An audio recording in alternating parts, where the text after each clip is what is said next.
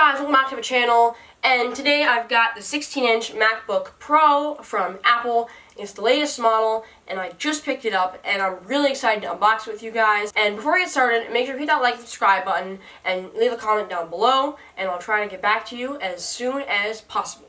So the way I spec my MacBook out is I got the 16 gigabytes of unified memory, and I got the 512 gigabytes of SSD. Now, there's a 10-core CPU on this one, and a 16-core GPU. That's the base model on this one. The reason I don't suggest you get this option on the 14-inch is because you're getting a smaller device, and you're getting less battery. Even if you spec it out the same, it'll be the same price, but you're only getting a 2-inch smaller screen. So you're not really getting much for the value. Now, the downside of this is that it comes in at 4.7 pounds. Now, that's a lot for some people, but if you're really just keeping it at home, working at a desk like I do most of the time, then that won't really matter for you. If you travel a lot, I would highly recommend you go with a 14-inch and spec it out. Alright, so let's check out what we're going to get in the box. In the box, we're going to get the 16-inch MacBook Pro, we're going to get the power adapter, and we're going to get a USB-C to MagSafe 3 cable. Now, about the MagSafe 3 cable, Apple has added back the SD card port, and they've added back an HDMI port. Now, for some users who edit videos like me, and who use a monitor, this is extremely useful for what we do. For some people, that won't really make a difference, but we've still got a headphone jack, and we've got an extra 2 USB-C Thunderbolt 4 ports. So Apple just released the M1 chip last year in 2020. This model, they released the M1 Pro and M1 Max chip. I didn't think I needed the M1 Max chip because I don't do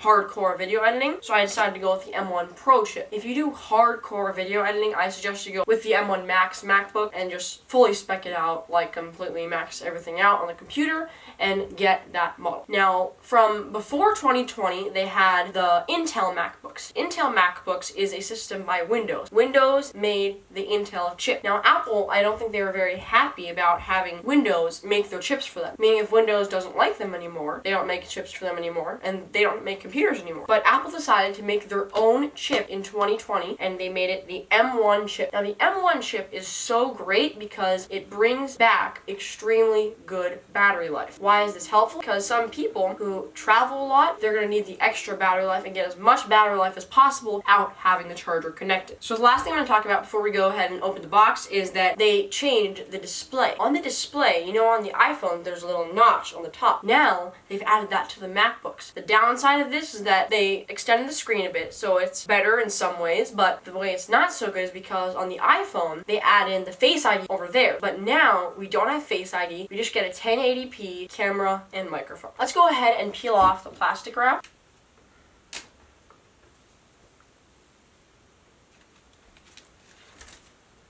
I love doing this on Apple products. It's just so satisfying. Let's get ahead and get all of this plastic off over here.